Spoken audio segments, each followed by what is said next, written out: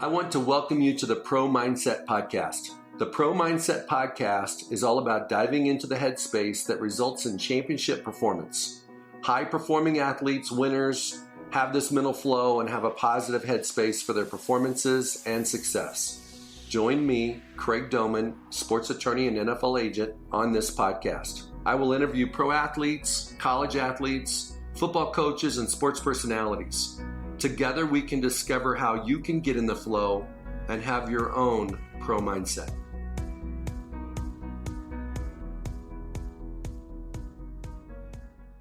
So today on Pro Mindset Podcast, I have a very special lady, Laura Okmin. Laura, you are an amazing woman in sports. You're working with Fox, and you've been in the sports media now for around 30 years. Laura, thank you for being on the show today. Thank you for such a nice introduction, Craig. I feel like I should say thank you and then it can only go down from here. I'm going to hang up.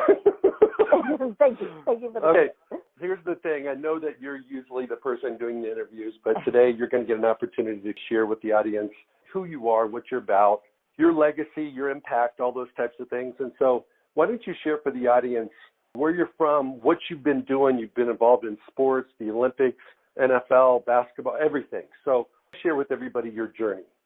My journey started on a very linear path. As soon as I knew at KU, Rock Chalk Jayhawks, Craig, as soon as I knew really in high school that I wanted to be a storyteller, I didn't know what that meant, but I knew I wanted to be a storyteller. And then I got to college and knew journalism school. I took a class my senior year, sports and journalism, and was the only girl and loved it. But at that time was very much told, you have no future in this. It's hard enough to go into journalism, and at that time I knew broadcast journalism, and that's hard. But if you're going to add the word sports in front of it, that's pretty impossible. And so that's where my head was. But I was very fortunate that my first job was in Montgomery, Alabama, and it was news during the week and sports during the weekend. And no women were doing, sports in Alabama then. But it made me very quickly realize that was the lane I wanted to be in. And I was actually getting to do it. So it shifted me to, okay, I want to keep telling stories, and there's no better stories in the world to cover than sports. And so it was very linear. It was, okay, I want to be a sports broadcaster, so now I just have to look at market sizes. I want to go from Montgomery, Alabama to network. And that really was my vision and my path. For, like you said, I'm coming on almost 3 decades of doing this, but my journey really started shifting about 10 years ago when I started realizing I had a great job and I had nothing else in my life. And that's when I started opening my vision from linear to what else is there. And that's when all these great opportunities started coming and these great paths I never imagined. So now I have a company for women, wanting to give women in sports something I didn't have, which was a network of women to support and be supported by. And I'm now a communications coach and have NFL head coaches and Olympians as clients. I handle all the media and communications for the PWHPA, which is the Professional Women's Hockey Players Association. I'm doing all these other things that I never in a million years would have imagined. And so my journey started with a very clear path, and I checked a lot of boxes and then realized that boxes weren't making me happy. How do I make my life bigger? That's when this journey really became magical. Well, that's outstanding. So the name of your company is Galvanize, and that's for gals that you're mentoring and that you're opening doors for and creating a network. Share the vision for that organization. I'm fortunate where I started paying attention when I was older, and I'm air quoting older, but at that time, let's say 35 felt old to me. I started seeing all these young women get thrown into this industry before they were ready, before I would have wanted to be. I saw them getting jobs immediately in the NFL. I was meeting a young woman at the Olympics, and I was like, "Oof, I'm so glad that I didn't start here. I'm glad that I made my mistakes smaller." But I started seeing all these young women get thrown in so early, and I started seeing what happened. I saw their confidence getting shot. I saw them leaving the business or being pushed out of the business and not getting an opportunity to grow. I knew I couldn't change that. I can't change the business, but what I thought was, how do I help women so that when they get these opportunities, maybe sooner than I would like, they'll be prepared more. So I was fortunate that I saw that at an older age, because if I was a younger woman, I would have been resentful of the girls and, well, they don't belong. They weren't ready. They didn't prepare. I would have went in that direction. But instead, being older and wiser, hopefully, and instead of getting judgmental, I got protective and went, how can I help this?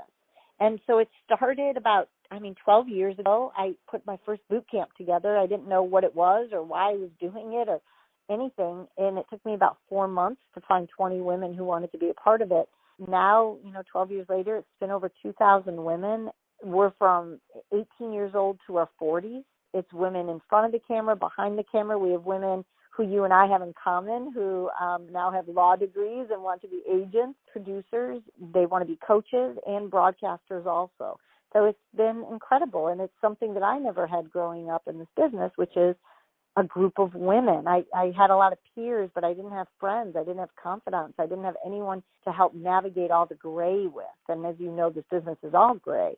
So being a reporter and being a journalist is what I do, but Galvanize is really who I am. It gave me a purpose to go along with my passion, and I was lacking that. I hope it changes a lot of women's lives by opening a lot of doors and giving them confidence, but I can just say, selfishly and just in terms of me, it's completely changed my life and it's made it so much fuller.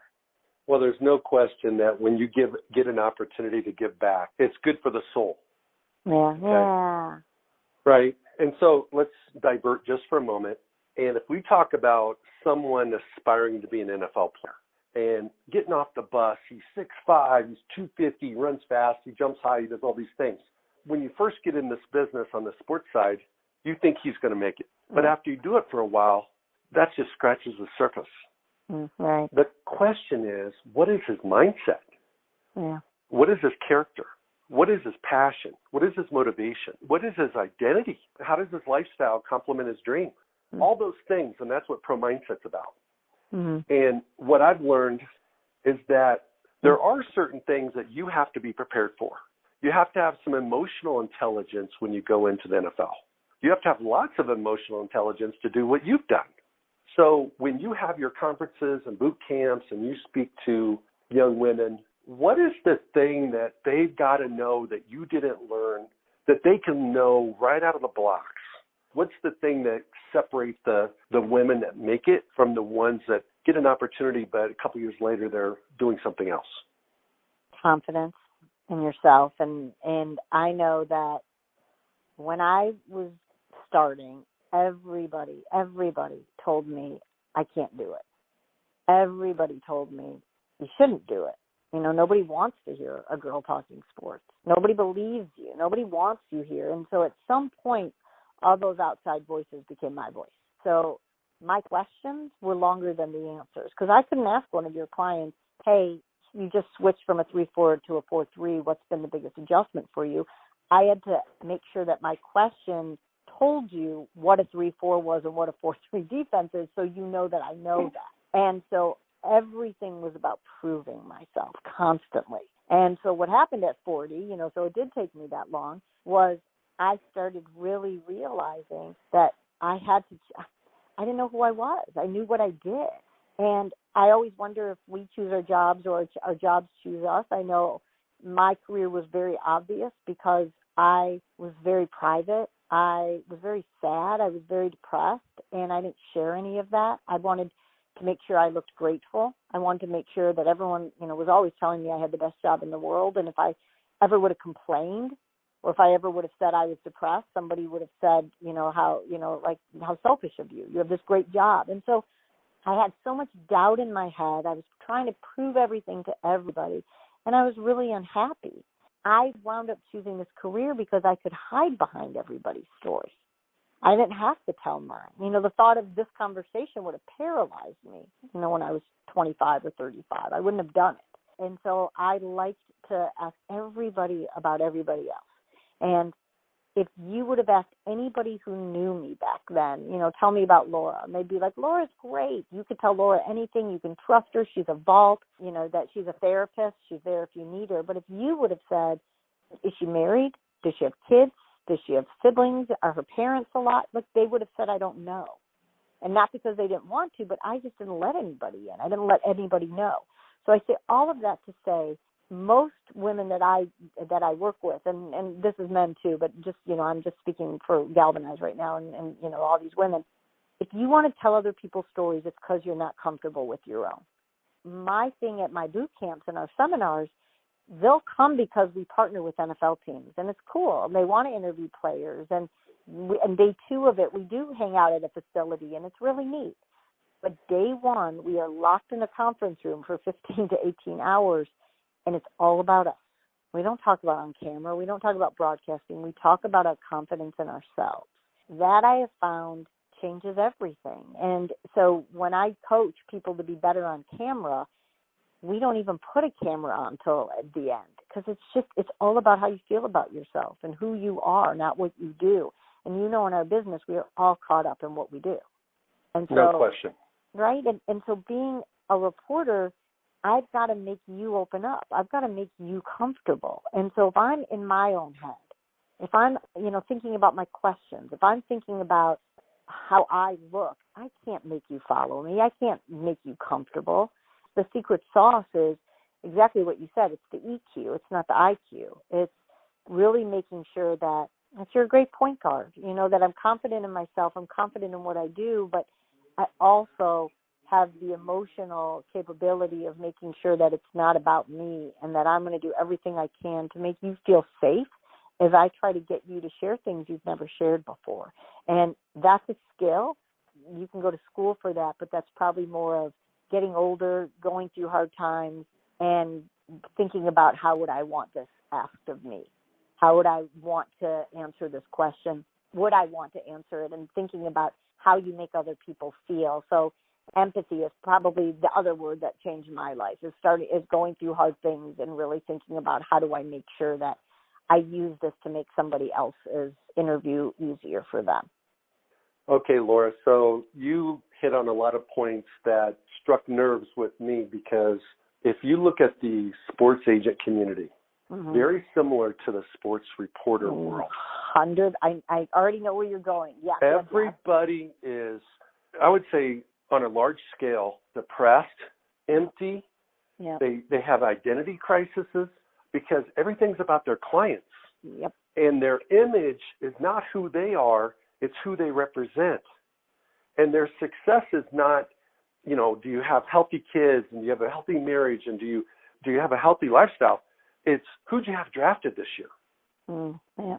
And so I believe that in professional sports, all the peripheral positions and roles, and let's say we're doing a movie here, you've got the main characters, which are the athletes. Right. But everybody else, even the general managers, the salary cap guys, a lot of these guys are empty. And ladies too. There's lots of ladies doing these things. And I would love to know why.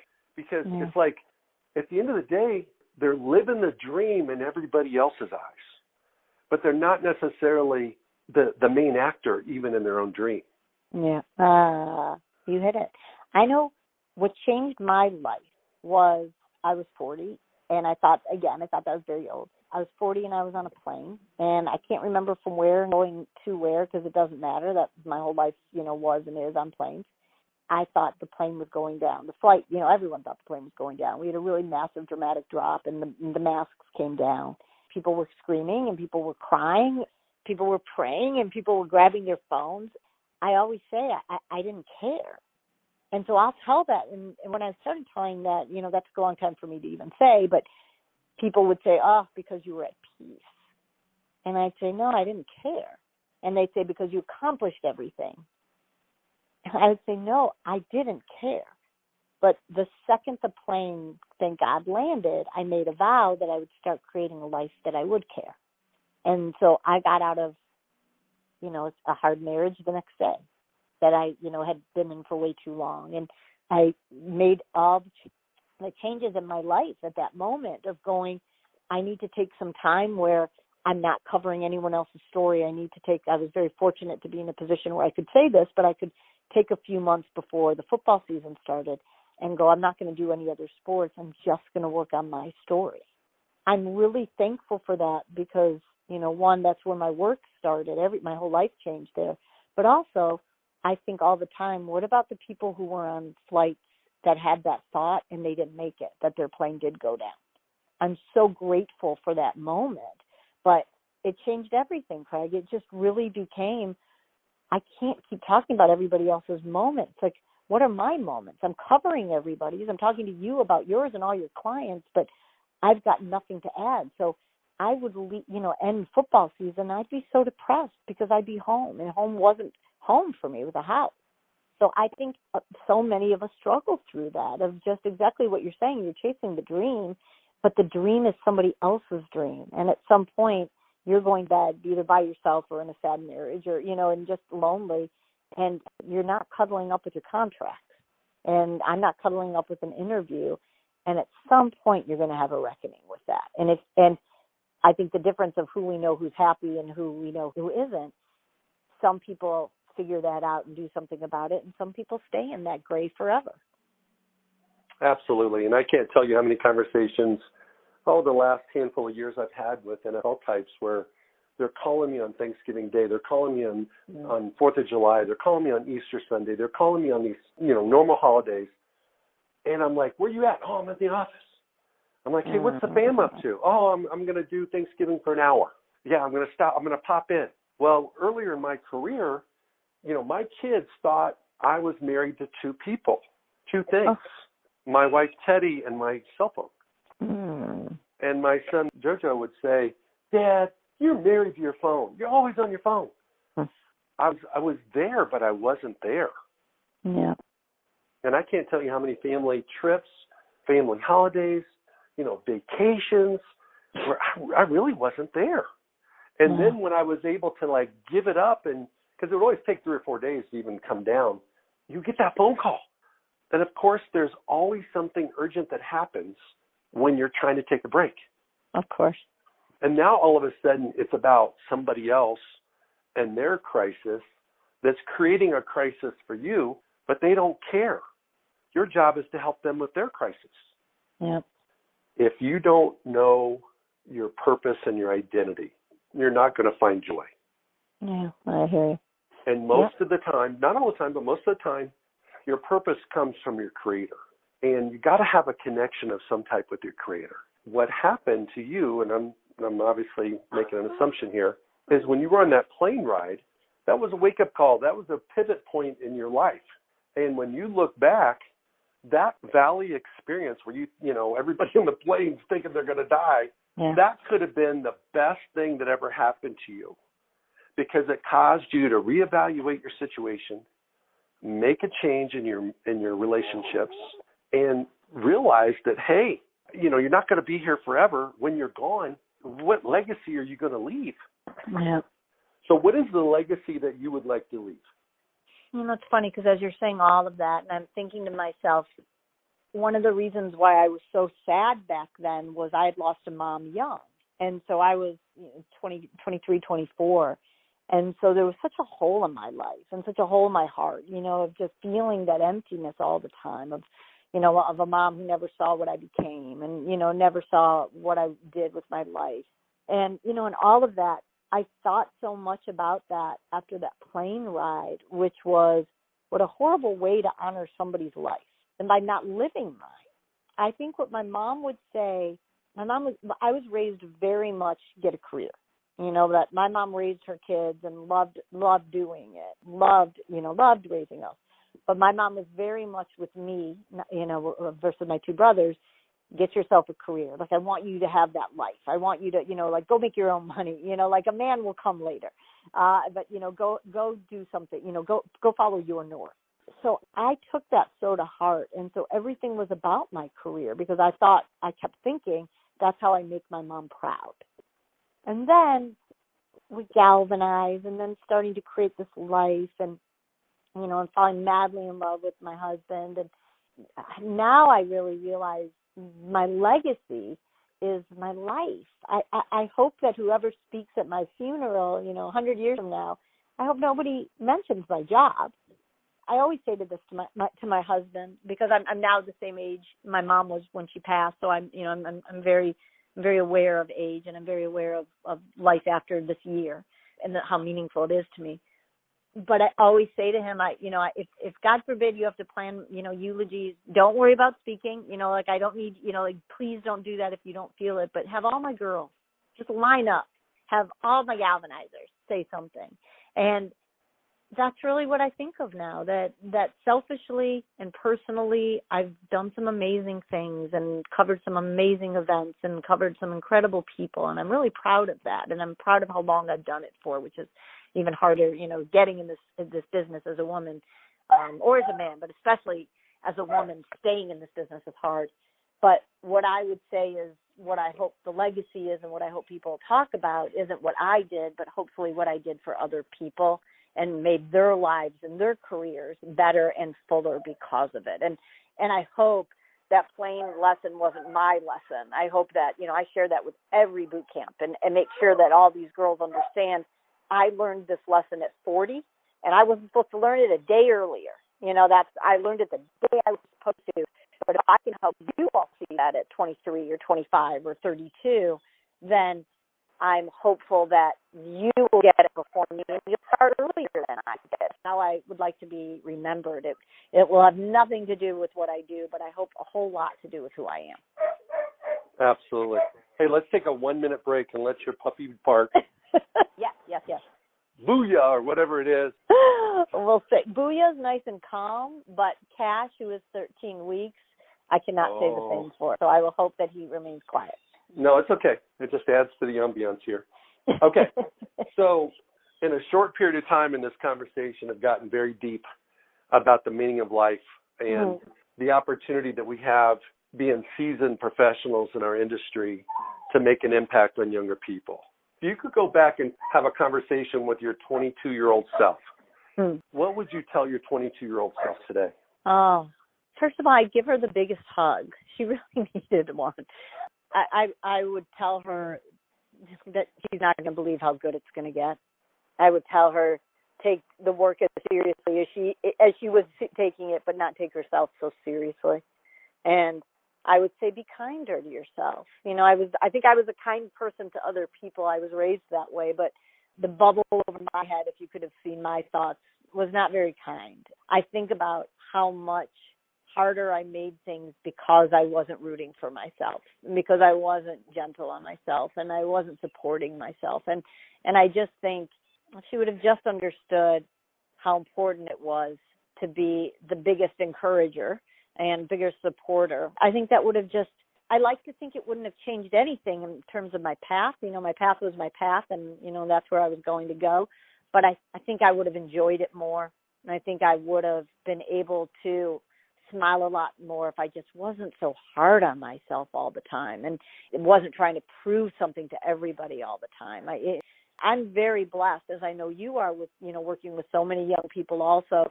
I feel like every day I'm telling my 22-year-old self that. And so I feel like it is some kind of weird, Benjamin Button that, that everything I tell them, I always say to them, please know this is what I'm telling myself the same thing. I wish somebody would have told me this. I would have known this. So it's really nice that we kind of get to work that out in a therapeutic way with other people.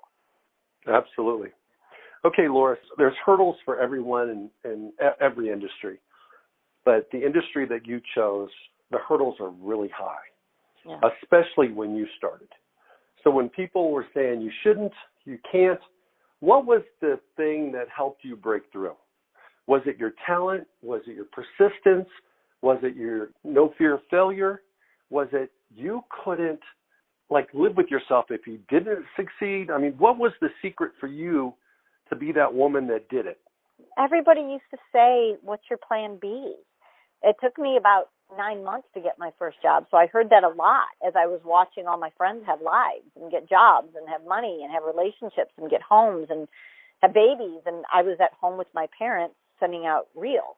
Everybody would ask every day, what's your plan B? What's your plan B? And I would always just say my plan B is to figure out how to get my plan A to work. As hard as I was on myself, I think the good side of that was I wouldn't have allowed myself to quit because I just knew there was nothing else I wanted to do.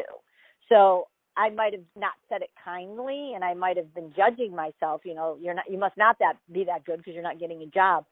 but I believed in myself enough to say, I'm going to keep going. I think it's just when you really, really love what you do. And again, it's not that I loved being on TV or I loved, what came with that. I loved the conversations I was having with people. I saw at an early age that I was able to get people comfortable and open them up and earn trust and be, and I was told a lot. I've never told anyone this before. And that was my jolt. That was, that was my currency. So I didn't, that I loved feeling that connection with people and feeling like I was helping in that way. I believed I was good at that. I didn't know that I was good yet in terms of my talent because I wasn't. I had to do that for more years to get better. But I knew what my foundation was, and I knew that I would be good if I got an opportunity. I think part of it was that persistence, and I can't say talent. I think that's what hopefully has kept me in the business is being good at it, but I also think why is because hopefully I treat people well. Hopefully it's because people enjoy working with me. I think talent, like you said, here's your measurables, but then you get to a certain level and everybody has those measurables. And suddenly being fast, someone's faster and someone's bigger, as big, and what sets you apart. And I hope what sets me apart is my professionalism and my work ethic, and that I am that preparation and the trust that I build with people. So I think it's more about not what I do, but how I do it, that I think is probably my secret sauce. And again, what I try to really train these women is everybody can ask questions. Everybody loves sports. If you're in this room, I know you love sports and you love talking to people and you love telling stories of athletes. I get that, but everybody does. There's a line, 10 times around this building. But how do we make sure you stand out in a very crowded field? And usually that's how you prepare and how you treat other people. No doubt about it. And the thing that's interesting about what you said was, and there's such a crossover between being the athlete and the competitor and being the person that is associated with the athlete, whether it's reporting the story or help facilitating the story or being a career counselor, whatever the case may be as an agent. Yeah. But NFL scouts all the time tell me, when I'm interviewing guys at the combine or their pro days, always ask them what their plan B is. And if they've got a plan B, I knock them down. Because totally. if you have a plan B, it's only a matter of time before it becomes your plan A. Yeah. And the truly successful people are the ones that don't have plan Bs. Mm. And then the second thing that hit me that you said was, I've never told anyone this before. That is totally a currency. Everybody gets paid in their professions in ways other than money. Yep. Sometimes it's access. Sometimes it's relationships. Sometimes it's confidence, telling you something in confidence. There's so many different ways that you can get compensated. In your world, I could only imagine the goosebumps or the jazz you get from somebody saying, hey, I've never told anybody this before, but, hey, Laura, I'm going to tell you. Yeah. That to me is so cool because every business, every industry has something like that. That's very valuable, but it's not, it's not money. It's not money. Isn't that funny? It's so true. And I think, again, it goes to getting older and getting past the Jerry Maguire, right? Like I want to be Jerry Maguire, and for me, I want to be Barbara Walters, whatever the Hollywood version is, and that's what you see. And then all of a sudden you realize how very different it is and about the things that Hollywood doesn't share about our professions, which both of our professions, those stories get told all the time. We're usually the bad guys, but, that people want to talk about journalists, want to talk about agents in a certain way. I know for me, that was hard in the beginning, and I'm going to guess you were like this too. You had to be like, I'm one of the good ones, because there's such stereotypes and such, I say misconceptions, but sometimes they're true. And so true. Right. So also, I know I know we're speaking each other's language right now, but how do I make it in this profession, and how can I do it in a way that's different? I know I report on 2% of what I know. That I had to be at a point in my life where you telling me something, I didn't go, shoot, how do I say that on air? Like, because that is really the true currency. And, if you're going to look at the conventional way for me, that as a journalist, you want to know something so you can tell it.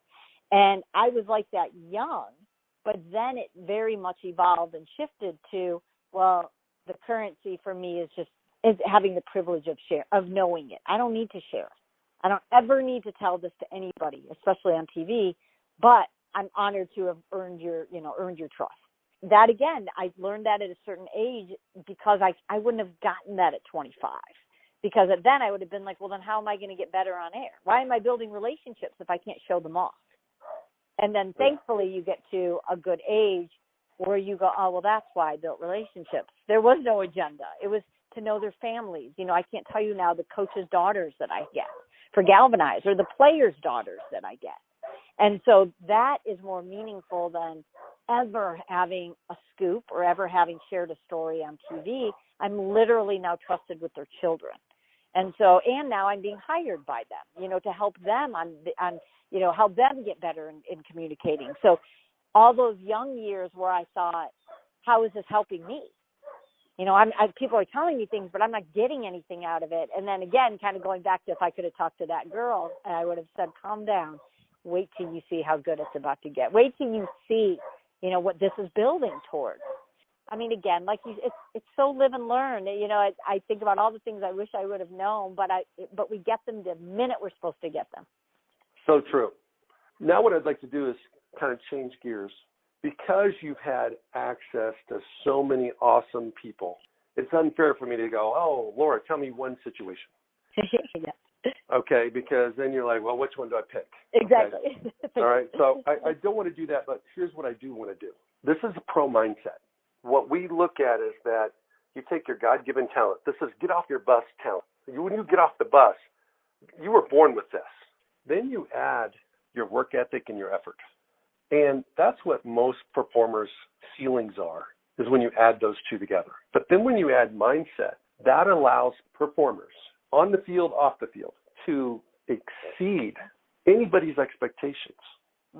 So when you're dealing with head coaches, Super Bowl champions, Olympians, all the different people you've done, share a story of a situation where you interviewed someone that just you're in the middle of the interview and you were amazed at their mindset and how they accomplished whatever they accomplished. Oh, I'm going back to what you originally said. There's so many. I mean, I feel like that all the time. I mean, I really mean that. It's just the conversations I have, I constantly say, oh, I was a fan of yours before, or I wasn't a fan of yours before. I admire you as a player, but now I think the world of you as a person, as who you are and what you've overcome. I do that every week without exaggeration with all the conversations I have. But, I mean, I'm trying to think, sometimes where I feel it, I'm very spoiled in terms of when I was a young reporter. I covered Michael Jordan playing baseball, and then I followed him back to Chicago and covered him with the Bulls. And so, obviously I could go in that direction and tell you, the lessons I learned just from covering Michael and getting to know him and how his mindset is different than everybody's, which it's true. But I think what I'm thinking about first is when I host Olympics and sitting with these athletes, realizing for 4 years they trained for 1 minute. It might be 2 minutes. It's insane. Right? And so to think of 4 years and then 30 seconds happens and your whole past 4 years is now defined by this and whatever this is. And I remember in Pyeongchang, I think that was 2 years ago, it could have been 7 years ago, who knows anymore. In Pyeongchang for the Winter Games, I remember having this conversation with, I had it with a few of them, but Michaela Schifrin and also with Lindsey Vonn. And there were a few gold medalists who I was talking to, and we were talking about how hard that was for them. What they would say is you spend 4 years and it's all about winning a gold medal. It's all about that success. And then all of a sudden that's what you're defining. But now you win silver or you win bronze. And I'm trying to think if that's a success or not. They leave there and then, they're out of the public eye because, with Olympians, it's kind of like you got to grab it while you have it because, you're going to fall away pretty quickly. They struggle with that so much. All of a sudden, having 4 years be about 1 minute and not getting the gold and being able to still commit the next 4 years, I'm going to go back there. and I'm going to work harder to go for that. And it's just, I'm amazed by that every time where I think at least these players, that we work with, let's say NFL-wise, you have a season, you have 17 weeks, you have, the regular season, the playoffs, but for 30 seconds to train like that and to then come back and do it again after a heartbreak, it amazes me every time. And I know the last 2 Olympic Games, but especially in Pyeongchang, I would say I've never had more conversations about mental health and Olympians talking about needing therapy and going to sports psychologists. And I had never had that many conversations. But I also was amazed at how they're being open now more and more so about saying the toll that takes on them, that they are different and there's a different strength, but also realizing the price that comes with that and not waiting until they're 40 on an airplane to figure it out, but they're doing it as part of their training. That's probably what I can think of, that I walked away from the Olympics and just had such a different appreciation for the athletes and and I was just so much more in awe of sitting there talking to an 18-year-old who had already figured that out. Well, by comparison, an NFL player in a regular season, if he plays, 95% of the plays, there's generally around 1,100 offensive or defensive plays in an NFL season. So you get, over 1,000 opportunities to do something, where in the Olympics you get one. One. And then the other thing I would say is that Olympians have to have mini goals, and they have to have deep motivation, because if they don't have mini goals, you can't get up on a Monday, three and a half years out from the Olympics, and be motivated if you don't have a mini goal for that week, that month. Absolutely. Right? And then if you don't have a motivation that's really deep, you can't even do it. When you start looking at motivational levels, nothing against team guys, team players, WNBA, NBA, you pick the sport, but the Olympians have to have a deeper level of their why, their motivation, their purpose, and their drive. Yeah. I saw Michael play for the Bulls live at United Center 2 to 3 dozen times. Share with the audience one thing that separated Michael Jordan from everybody else on the planet when he was a competitor. The great thing about The Last Dance, I'm so privileged that I got to travel with them. So, I saw so much, and you never really wanted to tell anybody too much of everything, because as a Chicago girl, you're kind of like, I want to keep Michael here for everybody. And so I loved that everybody got to see The Last Dance, how absolutely single-minded and focused, how he brought out everything in all of his teammates. I can't even describe it. I just know when Michael walked into a room, you knew it. And I would always say, same thing, if I was at the United Center, I would always play this game. I would look, I wouldn't be looking at the court, and I could always be like, Michael just walked on the court. And someone would say, how do you know? And I was like, you don't have to see him, you feel him. You can feel the United Center shift. And so you could feel his energy too. 100%, everything. And I always say this, Craig, the only time I felt that 3 times. It was Michael for years, that you knew, Michael would tilt a room. But one time I felt it, and I looked, and I'm like, Michael's been out here. Like, what's happening? Because you could feel the room tilt, the United Center tilt again. And I looked over, like, what's going on? And it was Muhammad Ali. And so I was like, okay, so those are the only 2 times in sports I felt the room, I felt that room change. The other one, I was in Los Angeles, and the room doesn't usually tilt for many because, they're used to it. And everyone tries to kind of be cool about whoever it is. But I was shopping, and I was at Barney's, and all of a sudden I felt the store, whoop, change. And I was looking around, I was like, is Michael Jordan here? And it was Bruce Springsteen. So wow. There's just those certain people, and I wish I could say the secret sauce. I wish I could say this was the exact ingredient that it was, but it's everything. It's everything about what they do, who they are, how they do it. It's enough that you don't have to see them walk into a room. You feel them walk into a room, and every room they're in is their energy. It doesn't matter what energy was in it before or what's coming after, but they change it just by being in it. And that was Michael. And again, I covered him in baseball, so that was humble Michael. It was a really neat experience to feel that in a baseball stadium or in a restaurant that Michael went to. I saw that in a AA level, and then to watch it in Chicago was incredible. Very few athletes have the spirit where they are felt more than they're seen or before they're seen. Yeah. And Michael was definitely one of those guys.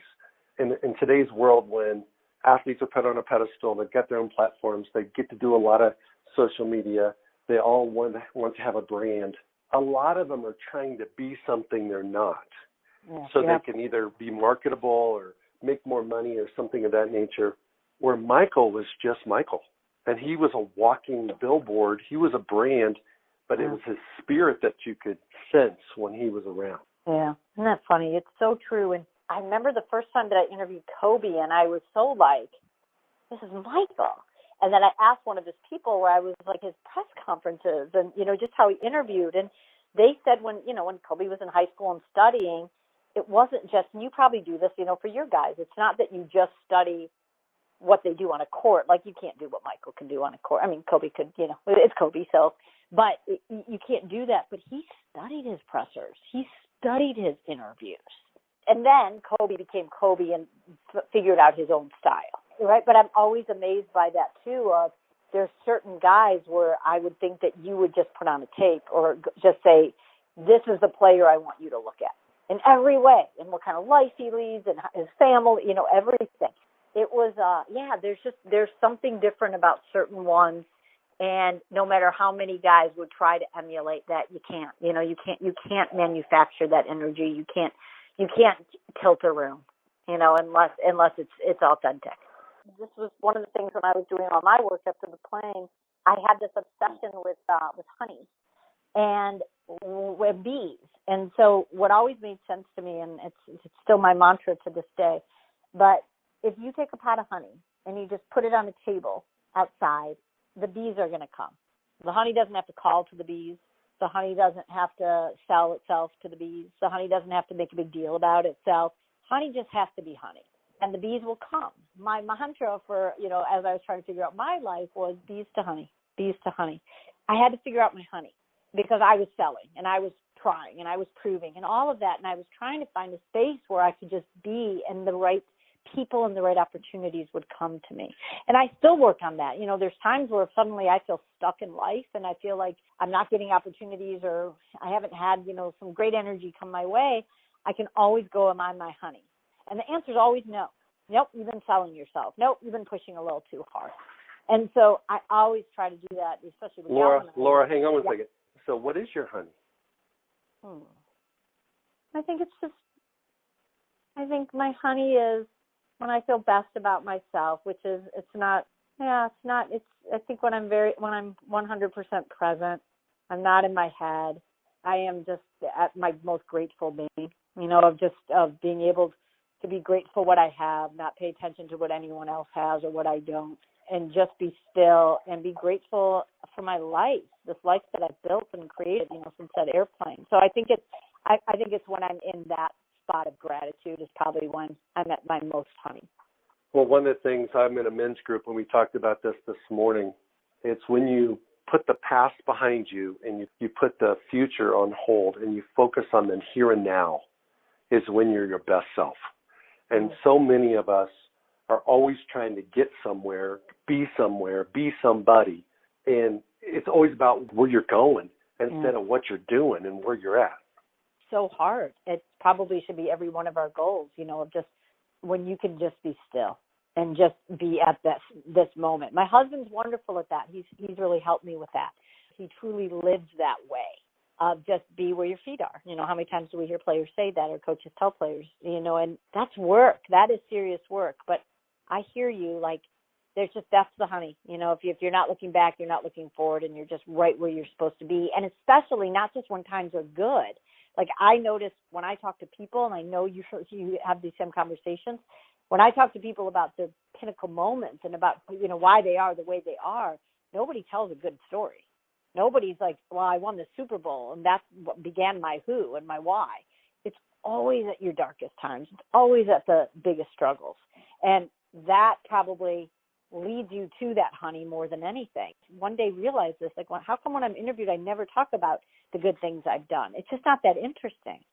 It's great. And I can tell you about the championships or, the Olympics or whatever, but I'm going to probably tell you more about what was going on struggling wise or a great conversation I had with somebody else struggling. And that's my honey, of just finding all of that. Isn't that funny? Like when you talk about that being present, it's making sure that you're like that when times are bad too. You're not rushing through that stuff to get to the good stuff, but you're staying right there to figure out, what do I need to learn at this moment and why? You just described the Olympic spirit. Almost without exception, the best Olympians, multiple gold medal winners, are the ladies and gentlemen that have gone through the most pain, that were told when they were 4 they would never be able to walk again, and they become marathon runners. All those kind of stories. It's out of the ashes comes their glory. It's their motivation. We're the person that everything's smooth, man, everything's cool. Middle school, high school, so on and so forth. They end up with an average job doing an average thing because they don't dig deep. Yeah. Is it because they don't have it in them, or they don't want to have it in them? I think, think about your situation. Was it you that decided you were going to make a change, or was it your response to a situation on that plane ride that was the inertia that got you to change? And I would venture to say it was your reaction to what happened. So for people that have bad things happen to them, they sometimes have the greatest opportunity. Yeah. Depending on how they respond. And at what time, and how many times in our lives we've had those things, but we weren't ready for those things. You know, it could have been my mom dying. That was mine, and yet it wasn't. I wasn't ready. I was young, and all of that, but also making sure that you're in a place where you can receive that. I know every week I ask to talk to guys who are coming off either really hard games or really hard seasons or injuries, because I always say to them, I get more out of these conversations talking to guys who have overcome something versus talking to someone who's coming off a great game or a great season, or something. It's just, I never find that connection. And so I always see guys kind of smile a little bit when I say that, when I'm like, I couldn't wait to talk to you about what you learned from last year. And you just see them like kind of bubble up, like, oh, I can't wait to tell you what I learned, right? But most of us are looking for the ones who come off the glory. Absolutely. Where people that have failed always learn lessons. Yeah. And they're valuable lessons for all of us. Yeah, 100%. Right? And candidly, you've gotten a PhD during your career from interviewing people in those situations where you've learned so many life lessons because of other people's situations. 100%. So your next book.